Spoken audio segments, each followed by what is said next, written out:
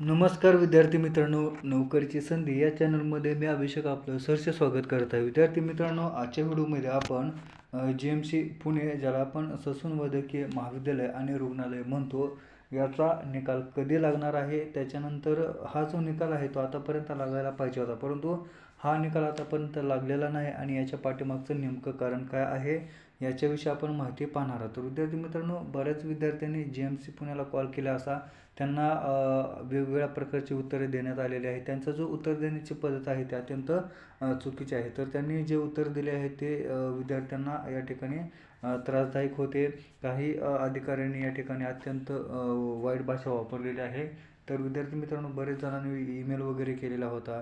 तर अत्यंत वाईट भाषेत उत्तर दिलेलं आहे आणि त्याच्यानंतर बघा, GMC पुणेनं काल एक नोटिफिकेशन टाकलेलं आहे आणि त्याच्यामध्ये सांगितलेलं आहे की निकाल लागण्यासाठी उशीर का होत आहे आणि त्याच्यानंतर आपल्याला एक अंदाज येतो की निकाल कधी लागू शकतो. तर बघा, जसं की बघा आपण हे एक स्क्रीनशॉट मी या ठिकाणी तुम्हाला दाखवत आहे. तर बघा, जी आचारसंहिता असते ना ती कधीपर्यंत असते. तर बघा, मतदान सुरू होण्यापूर्वी दिनांकापूर्वी 24 तास अगोदर म्हणजेच 10 तारखेत जर समजा मतदान एखाद्या जिल्हा परिषदेचं किंवा पंचायत समिती नगरपंचायतचं असेल, तर हे मतदान सुरू होण्याच्या अगोदर 8 तारखेला म्हणजेच रात्री 12 वाजता प्रचार बंद होईल. म्हणजेच काय असतो, तर आचारसंहिता वगैरे हे असते, प्रचार वगैरे असतो. म्हणजे काय, तर जे इलेक्शन वगैरे असतं ते चालू होण्याच्या आधी जवळपास 2 दिवस आचारसंहिता हे संपते. तर बघा, ते स्क्रीनशॉट दाखवण्यामागचं कारण काय आहे, तर बघा या ठिकाणी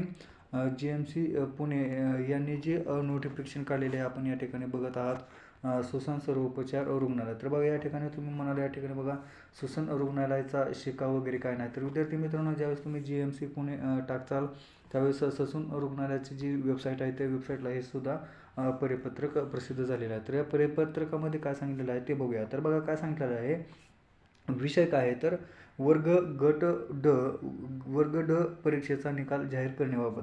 तर याच्यामध्ये वरील विषयास अनुसरून कळवण्यात येते की महापालिकेची आदर्श आचारसंहिता संपण्यापूर्वीच जिल्हा परिषदेची निवडणूक ची आचारसंहिता सुरू झालेली आहे. म्हणजे त्याने काय सांगितलेलं आहे की त्यांना महानगरपालिकेची जी आचारसंहिता आहे ती झाल्यानंतर निकाल लावायचा होता, परंतु ही महानगरपालिकेची आचारसंहिता आहे ती संपण्या अगोदरच लगेच जिल्हा परिषदेची आचारसंहिता लागलेली आहे. त्यामुळे हा जो निकाल आहे तो लावायला त्यांना जरासा प्रॉब्लेम आलेला आहे. त्याच्यानंतर पुढं काय सांगितलेलं आहे की वर्ग ड परीक्षेचा निकाल जाहीर करण्याबाबत माननीय जिल्हाधिकारी पुणे व माननीय आयुक्त वैद्यकीय शिक्षण व संशोधन मुंबई यांना परवानगी मागण्यात आली आहे. तर बघा, हे जे माननीय आयुक्त आहेत किंवा माननीय जिल्हाधिकारी पुणे आहेत त्यांना हा निकाल लावण्यासाठी परवानगी मागितलेली होती, परंतु महानगरपालिकेचं या ठिकाणी इलेक्शन झालं, त्याची आचारसंहिता संपतेच तोपर्यंत जिल्हा परिषदेची आचारसंहिता लागलेली आहे आणि जिल्हा परिषदेची आचारसंहिता असेल किंवा कुठलीही आचारसंहिता असेल तर त्या आचारसंहितेमध्ये या ठिकाणी निकाल लावायला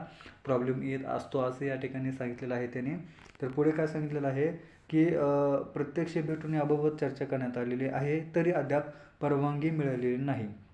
वरिष्ठ कार्यालयामार्फत परवानगी मिळाल्यानंतर पुढील कार्यवाही तात्काळ करण्यात येईल. म्हणजे काय सांगितलेलं आहे की ह्यांना निकाल लावायचा होता ज्यावेळेस महानगरपालिकेचे जे इलेक्शन आहे ते संपलेले होते त्यावेळेस लगेच लावायचा होता, परंतु ही महानगरपालिकेचे इलेक्शन किंवा त्याची आचारसंहिता संपण्या अगोदरच काय झालेलं आहे, तर जिल्हा परिषदेची आचारसंहिता चालू झालेली आहे. मग यांना निकाल लावण्यासाठी जरा प्रॉब्लेम आला होता आणि आचारसंहितेमध्ये निकाल लावू नये असं या ठिकाणी शासनाचं धोरण असतं. त्यामुळे यांची चर्चासुद्धा झालेली आहे. कोणाकोणाची तर जिल्हाधिकारी कार्यालय पुणे आणि वैद्यकीय शिक्षण संशोधन संस्था जी आहे मुंबईची त्यांच्यासोबत या ठिकाणी त्यांची प्रत्यक्ष भेटून चर्चा करण्यात आलेली आहे, परंतु त्यांनी काय केलेलं आहे, तर या ठिकाणी निकाल लावायला परमिशन दिलेली नाही कारण आचारसंहिता सध्या चालू आहे. तर बघा, तर या परिपत्रकाद्वारे आपल्याला एक प्रश्न समोर येतो की हा जो निकाल आहे तो निकाल आतापर्यंत लागलेला नाही आणि निकाल न लागल्याचं कारण काय आहे, तर फक्त आचारसंहिता आहे. तर बघा, मगाशी सांगितल्याप्रमाणे जी आचारसंहिता आहे ती निवडणुकीच्या 2 दिवस आधीपर्यंत संपते. म्हणजेच काय, तर जिल्हा परिषदेच्या निवडणुका आपल्याला माहीत आहेत की 5 फेब्रुवारीला जिल्हा परिषदेच्या निवडणूक आहेत आणि 7 फेब्रुवारीला जिल्हा परिषदेच्या निवडणुकांचा जो निकाल आहे तो लागणार आहे. म्हणजे काही एक गोष्ट उघडपणे स्पष्ट होते की हा जो निकाल आहे तो कमीत कमी 5 तारखेपर्यंत तर लागणार नाही. कारण बघा आचारसंहिता 2 दिवस 5 तारखेच्या आधी संपेल, म्हणजेच 3 तारखेला आचारसंहिता संपेल. परंतु आचारसंहिता संपल्या लगेच डिक्लेअर करतील असं मला पण वाटत नाही. तर हा जो आचारसंहिता संपल्यानंतर जो इलेक्शन होईल, इलेक्शनच्या नंतर 7 तारखेला रिझल्ट लागेल. परंतु 7 तारखेनंतर तर 100% जवळपास 3 तारखेनंतरच लागण्याची शक्यता आहे. पण एक आपण गृहीत धरलं जास्तीत जास्त तर 7 तारखेपर्यंत निश्चितपणे या ठिकाणी निकाल लागण्याची शक्यता आहे.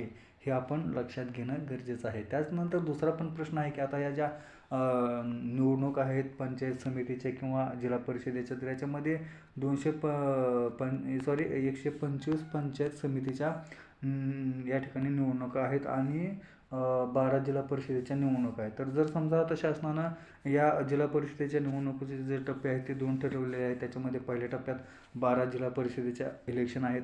पण जर समजा शासनानं उरलेल्या ज्या जिल्हा परिषदे आहेत त्यांचं जर समजा इलेक्शनचं जर तारीख डिक्लेअर केली तर पुन्हा यासाठी उशीर लागू शकतो. परंतु ऑलरेडी JMC पुणे निकालासाठी उशीर लागलेला आहे आणि ऑलरेडी सगळं तयार आहे निकाल वगैरे. फक्त त्यांना काय करायचं आहे की हे जे पुणे जिल्हाधिकारी आणि वैद्यकीय शिक्षण संशोधन संस्था मुंबई यांची परमिशन फक्त घ्यायची आहे. कारण ऑलरेडी सगळा डेटा तयार आहे, यांना फक्त पब्लिश करायचं आहे. त्यामुळे जास्तीत जास्त बघा 3 तारखेपर्यंत कमीत कमी 3 तारखेपर्यंत आणि जास्तीत जास्त 5 किंवा 7 फेब्रुवारीपर्यंत हा निकाल प्रसिद्ध होऊन जावेल. 7 फेब्रुवारीनंतर 1 ते 2 दिवसामध्ये हा निकाल लागू होऊ शकतो.